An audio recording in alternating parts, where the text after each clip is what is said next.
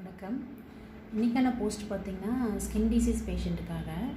நிறைய skin disease patient வந்து complaint சொல்கிறது என்ன அப்படின்னா, எனக்கு சரியாயிடுது, ப்ராப்ளம் சரியாயிடுது, ஒரு 2 or 3 மந்த்ஸில் திருப்பி வந்துடுது, சரியானாலும் திருப்பி அந்த பிரச்சனை வந்துடுது டாக்டர் அப்படின்னு சொல்லுவாங்க. அதுக்கு நான் என்ன பண்ணணும், மெயினாக என்னென்னா சாப்பிடக்கூடாதுன்னு சொன்ன பொருள் வந்து அட்லீஸ்ட் ஒரு 6 to 8 months, அதாவது பார்த்திங்கன்னா கத்திரிக்காய், வேர்க்கடலை, சிக்கன், முட்டை, கருவாடு, இந்த சாப்பிடக்கூடாத பொருட்கள், அதாவது இதெல்லாம் கரப்பான் பண்டங்கள்னு சொல்லுவோம்.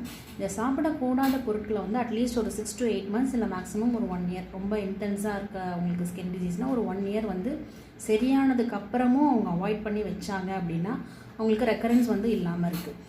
இது ரொம்பவே முக்கியம். அதே மாதிரி அவங்க சரி ஆயிடுச்சுனாலும் அவங்களுக்கு வந்து இந்த அருகம்புல் பொடின்னு வந்து எல்லா சித்தா மெடிக்கல் ஷாப்ஸ்லையும் இருக்கும். அந்த பொடி ஒரு 1/2 ஸ்பூன், மிளகு பொடி ஒரு 1/2 ஸ்பூன் போட்டு கஷாயம் காலையில் ஒரு வேளை, ஈவினிங் ஒரு வேளை